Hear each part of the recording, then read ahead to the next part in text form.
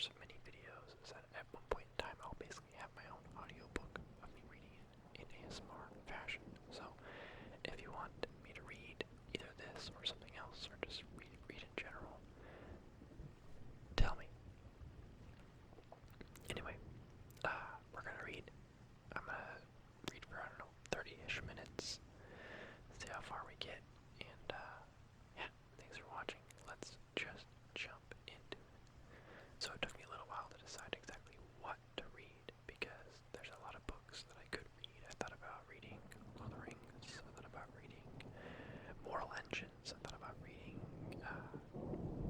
other books by Tolkien. I'm a Tolkien fan. So I thought about doing like The Children of Hurin or something like that, but ultimately I decided on something that is something I already know that I like, something that doesn't have a movie yet, and something that I know lots of people also like. So ultimately I decided to go with Mistborn. It's a great story. It's a fun universe. It's a really imaginative, creative world. So fun to go into. There's a lot of books in the series, so there's plenty of content to read if people like it, but also I'm open to reading whatever, whenever. So let's just jump into it. Chapter 1, Mistborn. Ash fell from the sky.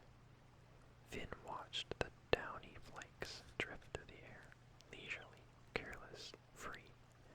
The puffs of soot fell like black snowflakes descending upon the dark city of Luthadel. They drifted in corners, blowing in the breeze and curling in tiny whirlwinds over the cobblestones. They seemed so uncaring. What would that be like? Finn sat quietly in one of the crew's watch holes, a hidden alcove built into the bricks on the side of the safe house. From within it, a crew member could watch the street for signs of danger.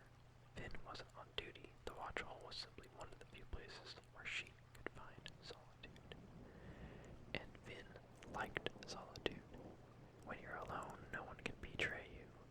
Reen's words, her brother had taught her so many things, then had reinforced them by doing what he'd always promised he would, by betraying her himself. It's the only way you'll learn. Anyone will betray you, Finn. Anyone. The ash continued to fall. Sometimes Finn imagined she was like the ash, or the wind, or the mist itself, a thing without thought, capable of simply being, not thinking, caring, or hurting. Then she could be free. She heard shuffling a short distance away. Then the trapdoor at the back of the small chamber snapped open. Finn, Ulef said, sticking his head into the room. There you are. Kammon's been searching for you for half an hour. That's kind of why I hid in the first place. You should get going, Ulef said. The job's almost ready to begin. Ulef was a gangly boy. Nice, after his own fashion. Naive, if one who had grown up in the underworld could really ever be called naive. Of course, that didn't mean he wouldn't betray her. Betrayal had nothing to do with friendship. It was a simple fact of survival. Life was harsh on the streets, and if a Skaal thief wanted to keep from being caught and executed, he had to be practical. And ruthlessness was one of the very most practical of emotions. Another of Reen's sayings. Well, Ulef asks, you should go. Kammon's mad. When is he not? However, Finn nodded, scrambling out of the cramped yet comforting confines of the watch hole. She brushed past Ulef and hopped out of the trapdoor, moving into a hallway, then a rundown pantry. The room was one of many at the back of the store that served as a front for the safe house. The crew's lair itself was hidden in a tunneled stone cavern beneath the building. She left the building through a back door, Ulef trailing behind her. The job would happen a few blocks away, in a richer section of town. It was an intricate job, one of the most complex Finn had ever seen. Assuming Kamon wasn't caught, the payoff would be great indeed. If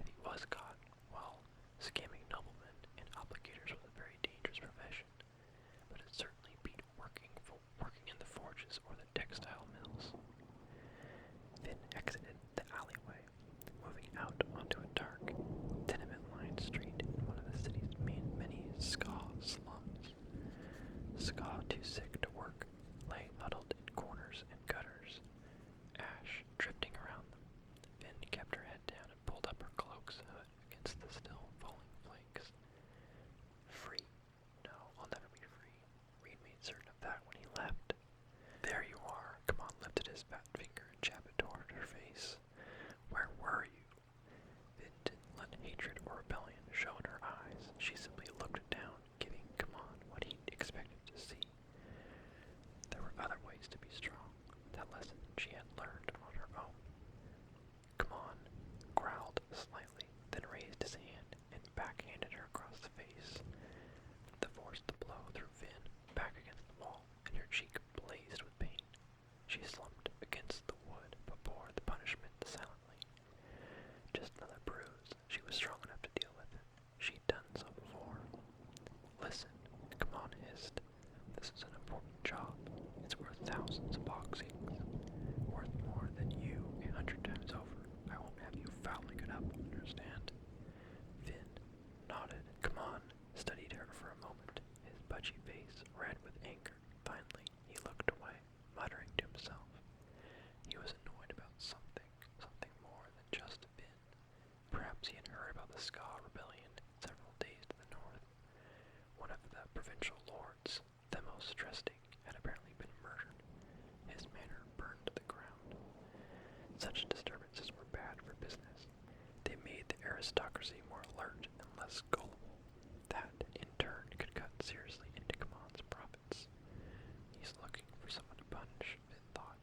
He always gets nervous before a job. She looked up at Kamon, tasting blood on her lip. She must have let some of her confidence show, because he glanced at her out of the corner of his eye and it had his expression darkened. He raised his hand, as if to strike her again. Finn used up a bit of her luck. She expended just a smidgen. She'd need the rest for her job. She directed the luck at Kamon, calming his nervousness. The crew leader paused, oblivious of Finn's touch, yet feeling its effects nonetheless. He stood for a moment, then he sighed, turning away and lowering his hand. Finn wiped her lip as Kamon waddled away. The thief master looked very convincing in his nobleman's suit. It was as rich a costume as Finn had ever seen. It had a white shirt overlaid by a deep green vest with engraved gold buttons. The black suit coat was long after the current fashion, and he wore a matching black hat. His fingers sparkled with rings, and he even carried a fine dueling cane. Indeed, Kamon did an excellent job of imitating a nobleman. When it came to playing a role, there were few thieves more competent than Kamon, assuming he could keep his temper under control. The room itself was less impressive. Finn pulled herself to her feet as Kamon began to snap at some of the other crew members. They had rented one of the suites at the top of a local hotel. Not too lavish, but that was the idea. Kamon was going to be playing the part of Lord Jadu, a country nobleman who had hit upon hard financial times and had come to Luthadel to find some final, desperate contracts. The main room had been transformed into a sort of audience chamber, set with a large desk for Kamon to sit behind. The walls decorated with cheap pieces of art. Two men stood beside the desk, dressed in formal steward's clothing. They would play the part of Kamon's manservants. What is this ruckus? A man asked, entering the room. He was tall, dressed in a simple gray shirt and a pair of slacks, with a thin sword tied at his waist. Theron was the other crew leader. This particular scam was actually his. He'd brought in Kamon as a partner. He needed someone to play Lord Jadu, and everyone knew that Kamon was one of the best. Kamon looked up. Ruckus. Oh, that was just a minor discipline problem. Don't bother yourself, Theron. Kamon punctuated his remark with a dismissive wave of the hand. There was a reason he played such a good aristocrat. He was arrogant enough that he could have been Theron's eyes narrowed. Finn knew what the man was probably thinking. He was deciding how risky it would be to put a knife in Kamon's fat back once the scam was over. Eventually, the taller crew leader looked away from Kamon, glancing at Finn. "Who's this?" he asked. "Just a member of my crew," Kamon said. "I thought we didn't need anyone else." "Well, we need her," Kamon said. "Ignore her. My end of the operation is none of your concern." Theron eyed Finn, obviously noting her bloodied lip. She glanced away. Theron's eyes lingered on her, however, running down the length of her body. She wore a simple white button shirt and a pair of overalls. Indeed, she was hardly enticing. Scrawny, with a youthful face, she supposedly didn't even look her 16 years. Some men preferred such women, however. She considered using a bit of luck on him, but eventually he turned away. "The obligator is nearly here," Theron said. "Are you ready?" Kamon rolled his eyes, settling his bulk down into a chair behind the desk. "Everything is perfect. Leave me be, Theron. Go back to your room and wait." Theron frowned, then spun and walked from the room, muttering to himself. Finn scanned the room, studying the decor, the servants, the atmosphere. Finally, she made her way to Kamon's desk. The crew leader sat rifling through a stack of papers, apparently trying to decide which ones to put out on the desktop. "Come on," Finn said quietly. "The servants are too fine." Kamon frowned, looking up. "What is this you're babbling?" "The servants," Finn replied, still speaking in a soft whisper. "Lord Jadu is supposed to be desperate. He'd have rich clothing left over from before, but he wouldn't be able to afford such rich servants. He'd use Ska." Kamon glared at her, but he paused. Physically, there was little difference between noblemen and Ska. The servants Kamon had appointed, however, they were allowed to wear colorful vests, and they stood a little more confidently. "The obligator has to think that you're nearly impoverished," Finn said. "Back of the room with a lot of Ska servants instead." "What do you know?" Kamon said, scowling at her. "Enough." She immediately regretted the word. It sounded too rebellious. Kamon raised a bejeweled hand, and Finn braced herself for another slap. She couldn't afford to use up any more luck. She had precious little remaining anyway. However, Kamon didn't hit her. Instead, he sighed and rested a pudgy hand on her shoulder. "Why do you insist on provoking me, Finn? You know the debts your brother left when he ran away. Do you realize that a less merciful man than myself would have sold you to the whoremasters long ago? How would you like that, serving in some nobleman's bed until he grew tired of you and had you executed?" Finn looked down at her feet. Kamon's grip grew tight. His fingers pinched her skin where her neck met her shoulder, and she gasped in pain despite herself. He grinned at the reaction. "Honestly, I don't know why I keep you, Finn," he said, increasing the pressure of his grip. "I should have gotten rid of you months ago when your brother betrayed me. I suppose I just have too kindly a heart." He finally released her, then pointed for her to stand over by the side of the room next to a tall indoor plant. She did as ordered, orienting herself so she had a good view of the entire room. As soon as Kamon looked away, she rubbed her shoulder. "Just another pain. I can deal with pain." Kamon sat for a few moments. Then, as expected, he waved at the two servants at his side. "You two," he said. "You're dressed too richly. Go put on something that makes you look like Ska servants instead. And bring back 6 more men with you when you come." Soon the room was filled as Finn had suggested. The obligator arrived a short time later. Finn watched Prelin Laird step hotly into the room. Shaved bald like all obligators, he wore a set of dark gray robes. The ministry tattoos around his eyes identified him as a Prelin, a senior bureaucrat in the ministry's canton of finance. A set of lesser obligators trailed behind him, their eye tattoos far less intricate. Kamon rose as the Prelin entered, a sign of respect, something even the highest of great house noblemen would show to an obligator of Laird's rank. Laird gave no bow or acknowledgement of his own, instead starting forward and taking the seat in front of Kamon's desk. One of the crewmen impersonating a servant rushed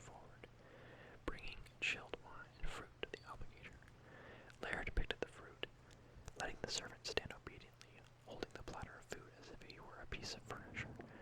Lord Jadu, Laird finally said, I'm glad we finally had this opportunity to meet. As am I, Your Grace, Kamon said. Why is it again that you were unable to come to the Canton building, instead requiring that I visit you here? My knees, Your Grace, Kamon said. My physicians recommend I travel as little as possible. And you were rightly apprehensive about being drawn into a ministry stronghold, Finn thought. I see, Laird said. Bad knees, an unfortunate attribute in a man who deals in transportation. I don't have to go on the trips, Your Grace, Kamon said, bowing his head. Just organize them. Good, Finn thought. Make sure you remain subservient. Come on, you need to seem desperate. Finn needed the scam to succeed. Kamon threatened her and he beat her, but he considered her a good luck charm. She wasn't sure if he knew why his plans went better when she was in the room, but he had apparently made the connection. That made her valuable, and Reen had always said that the surest way to stay alive in the underworld was to make yourself indispensable. I see, Laird said again. Well, I fear that our meeting has come too late for your purposes. The Canton of Finance has already voted on your proposal. So soon? Kamon asked with genuine surprise. Yes, Laird replied, taking a sip of his wine. Still not. Dismissing the servant. We have decided not to accept your contract. Kamon sat for a moment, stunned. I'm sorry to hear that, Your Grace. Laird came to meet you, Finn thought. That means he's still in a position to negotiate. Indeed, Kamon continued, seeing what Finn had. That is especially unfortunate, as I was ready to make the ministry an even better offer. Laird raised a tattooed eyebrow. I doubt it will matter. There is an element of the council who feels the Canton would receive better service if we found a more stable house to transport our people. That would be a grave mistake, Kamon said smoothly. Let us be frank, Your Grace. We both know that this contract is House Jadu's last chance. Now that we've lost the Farman deal, we cannot afford to run our canal boats to Luthadel any more. Without the ministry's patronage, my house is financially doomed. This is doing very little to persuade me, Your Lordship, the obligator said. Isn't it? Kamon asked. Ask yourself this, Your Grace. Who will serve you better? Will it be the house that has dozens of contracts to divide its attention, or the house that views your contract as its last hope? The Canton of Finance will not find a more accommodating partner than a desperate one. Let my boats be the ones that bring your acolytes down from the north. Let my soldiers escort them, and you will not be disappointed. Good, Finn thought. I see, the obligator said, now troubled. I would be willing to give you an extended contract, locked in at the price of 50 boxings a head per trip. Your Grace, your acolytes would be able to travel our boats at their leisure, and would always have the escorts they need.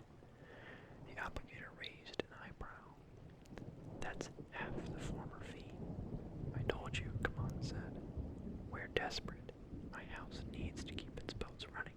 50 boxings will not make us a profit, but that doesn't matter. Once we have the ministry contract to bring us stability, we can find other contracts to fill our coffers. Laird looked thoughtful.